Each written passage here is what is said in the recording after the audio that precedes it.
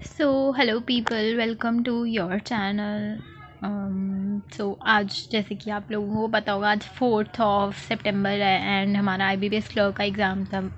हमारा कुछ लोगों का मतलब मेरा एग्ज़ाम था आज के दिन में।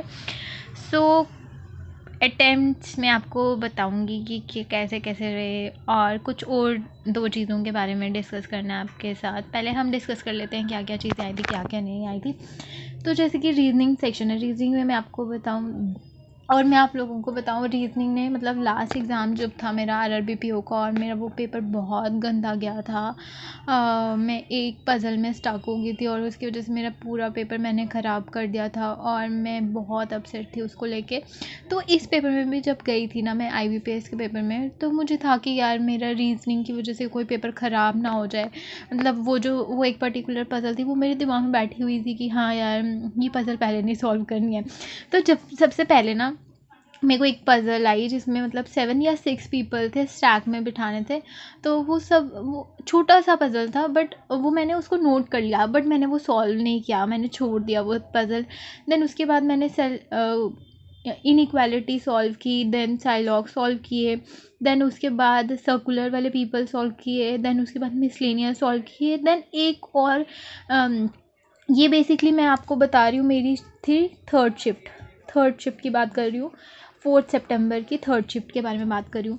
और फिर मैंने 10 पीपल, ये भी स्टैक में ही आया था, ये जो हमें पज़ल आया था वो 2 स्टैक वाले आए थे, बट 10 पीपल वाले मैंने ना ये छोड़ दिया बना के, मतलब वो अरेंज करके। मैंने बोला अभी नहीं, मतलब उसमें पीपल अभी रखे नहीं थे मैंने बोला मैं रहने देती हूँ।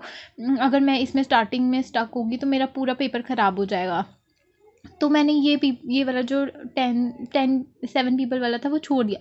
देन लास्ट में ना मैंने सब कर दिया था, तो ये 2 पज़ल्स बचे थे।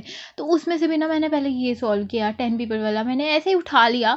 तो मैंने देखा, ये जब मैंने ये बनाया तो ये तो बहुत ईज़िली जल्दी से बन गया था। तो लास्ट में ना इसके बाद जब ये सब कुछ मैंने कर दिया, तो एक जो बचा था वो ऊपर वाला, जो मैंने आपको बोला कि मैंने ऐसे नोट करके उसकी कंडीशन छोड़ दिया था। मैंने बोला था मैं बाद में करूँगी क्योंकि मुझे डर लग रहा था उसके। फिर मैंने एंड में वो पकड़ा। मुझे याद है, आज मैं पेपर दे रही थी तो 2 ढाई मिनट बचे थे, तब मैंने ये पकड़ा। 7 पीपल थोड़ा सा था, ट्रिकी था ये वाला जो था।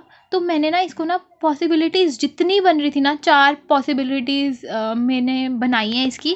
जल्दी जल्दी से मैं जब भी जैसे ही नोट कर रही थी, ये जो पॉसिबिलिटी बन रही थी मैंने वो बनाई, और मतलब उन पॉसिबिलिटीज़ को कट किया जो कैंसिल हो रही थी, और जल्दी से ये बन गया। थैंक गॉड ये बन गया। और मैंने ये जो क्वेश्चन था इसके पाँचों क्वेश्चन मैंने अटेम्प्ट कर लिए थे। देन तो मेरे टोटल अटेम्प्ट रीजनिंग में रहे हैं 34। एक जो था वो क्वेश्चन वही जो था वर्ड मीनिंग वाला, मतलब कि कौन सा जो है वो वर्ड जो ये मतलब 4 वर्ड है, इनसे कौन सा वर्ड बनता है, तो अगर ज़्यादा बनते हैं तो बताओ। तो इसमें ना NEAM था, ये था 4 वर्ड्स के वर्ड बनाते थे। तो बट ना मतलब मैं क्लिक करने ही वाली थी, बट वो टाइम ही ख़त्म हो गया, तो ये मेरा नहीं हो पाया। बट मुझे ये पता था नेम बन रहा था, और कोई मेरा माइंड में ये स्ट्रक नहीं कर रहा था। तो अच्छी बात है, रह गया, मतलब तब एकदम से गलत भी हो सकता था। तो ये स्किप हो गया मेरा एक क्वेश्चन, इस वजह से 34 अटैम्प्ट रहे हैं मेरे रीजनिंग के। दूसरी बात, हम इंग्लिश की बात करते हैं, जो सबसे पहले आया था। इंग्लिश की बात रहे, अगर मैं रीजनिंग की बात करूँ तो रीजनिंग मतलब मैं बोलूँगी कि ठीक थी, मतलब इजी टू मॉडरेट लेवल था।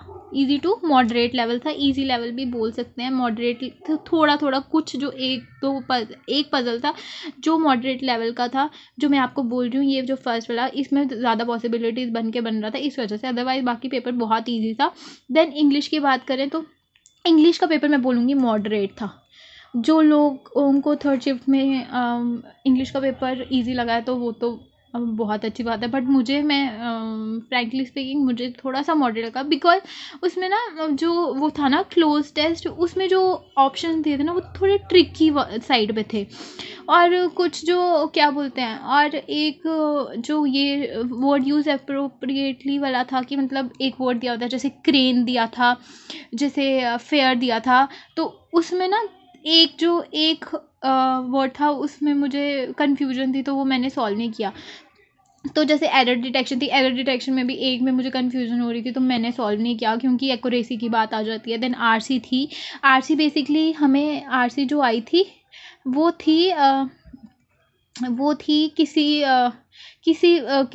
लो एक इंसान पे थी जिसने मतलब वेल्स वगैरह को अच्छे मतलब जो वाइल्ड लाइफ प्रोटेक्ट करना चाहता है, जो मतलब अगर वो अपने घर के बाहर जो है वो पानी भर के रखता है रात को, ताकि जो है बर्ड्स वगैरह जो भी भूख जो प्यासे होते हैं वो आके अपनी प्यास बुझा सके वहाँ से। तो वो सब वो वाला हमें आरसी आया था।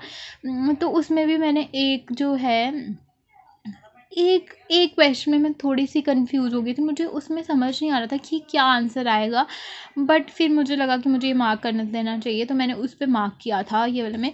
क्लोज़ टेस्ट हमारा था कि बर्ड्स पे था ये क्लोज़ टेस्ट, बर्ड्स की वॉइस वगैरह, ये वो वाला क्लोज़ टेस्ट था। ये भी मतलब क्लोज़ टेस्ट थोड़ा ट्रिकी था, इसमें जो हमें ऑप्शन दिए थे वो ट्रिकी साइड पे थे। वर्ड यूज़ अप्रोप्रिएटली मैंने आपको बता दिया, वर्ड स्वैप ईज़ी था, रीअरेंजमेंट बहुत ईज़ी था। तो ये कुछ था इंग्लिश में। तो इंग्लिश में मेरे अटेम्प्ट रहे हैं 27, मेरे अटेम्प्ट रहे हैं इंग्लिश में 27। और जैसे कि मैं आपसे क्वांट्स के बारे में बात करूँ अब, तो क्वांट्स में मेरे सिंप्लीफिकेशन मैंने अटेम्प्ट की थी सिंपली। और मेरे साथ ऐसा हमेशा होता है यार कि सिंप्लीफिकेशन में एक क्वेश्चन में मैं फंस जाती हूँ, पता नहीं क्या होता है मेरे से बनता ही नहीं, और फिर मुझे लगता है टाइम चला जाएगा, मैं उसको छोड़ देती हूँ। तो इस इन सिंप्लीफिकेशन में भी मुझसे एक क्वेश्चन नहीं बनना, और मैंने उसको देखा भी नहीं क्योंकि टाइम जा रहा था। मैंने बोला छोड़ो अभी नहीं बन रहा, तो इस पर टाइम वेस्ट किया तो आगे रह जाएगा। दैन उसके बाद मैंने जब सिंप्लीफिकेशन हो गई थी तो मैंने डीआई अटेम्प्ट की थी। डीआई इजी थी बट थोड़ा सा मतलब बीच में गैप देखना था, 4-4 का था। बॉयज़ डांसिंग और सिंगिंग जो था ये वाले मतलब डाटा दिया हुआ था कि इतने बॉयज़ सिंगिंग में और इतने बॉय डांसिंग में, तो वो दिया था। देन जो है मिसिंग सीरीज़ मैंने अटेम्प्ट की। मिसिंग सीरीज़ ईजी थी बट मुझसे एक नहीं बनी, उसमें थोड़ा टाइम टेकिंग था तो मैंने वो छोड़ दिया। देन अर्थमेटिक अटेम्प्ट की मैंने। अर्थमेटिक में बोर्ड के मैंने क्वेश्चन अटेम्प्ट किया है, पार्टनरशिप का अटेम्प्ट किया है। देन एक और मैंने 1-2-3 और क्वेश्चन मैंने अटेम्प्ट किए थे, मुझे ध्यान में नहीं आ रहे वो कौन से थे। मतलब टोटल अगर मैं बोलूँ क्वांट्स की बात करूँ तो मैंने 25 अटेम्प्ट किए हैं। तो जैसे कि आप टोटल लगा सकते हो इससे ही कि मेरे कितने अटेम्प्ट हुए हैं। मेरे अटेम्प्ट हुए हैं टोटल लगा लो 27, 34 एंड 25 मेरे टोटल अटेम्प्ट है। 86 मेरे अटेम्प्ट हुए हैं। टोटल अटेम्प्ट मेरे आज के पेपर में रहे हैं 86। अब मुझे नहीं पता ये कैसे अटेम्प्ट है कैसे नहीं अटेम्प्ट है, जो जब रिज़ल्ट आएगा तो तभी पता चलेगा कि कैसे रहे कैसे नहीं रहे। बट हाँ, पिछले एग्ज़ाम का मुझे थोड़ा सा डर था बैठा हुआ मन में कि मतलब मैंने वो वाला एग्ज़ाम भी अपना ख़राब कर दिया था, और घर आके मुझे बहुत बुरा लगा था कि ऑब्वियस सी बात है यार, जिसने मेहनत की होती है उसको कि चीज़ों का बुरा लगता है, क्योंकि शायद उनके फेवर में चीज़ नहीं गई है और उन्होंने मेहनत की है तो उनको तो ऑब्वियसली बुरा लगेगा। तो इस वजह से मुझे बुरा लगा था। तो मुझे था कि यार इस पेपर में मैं अपना 100% से भी ज़्यादा दूंगी। दिया तो उस पेपर में था बट ठीक है, जो होना होता है वही होता है। सो ऐसे कुछ अटैम्प्ट रहे हैं मेरे। 86 अटैम्प्ट रहे हैं 100 में से।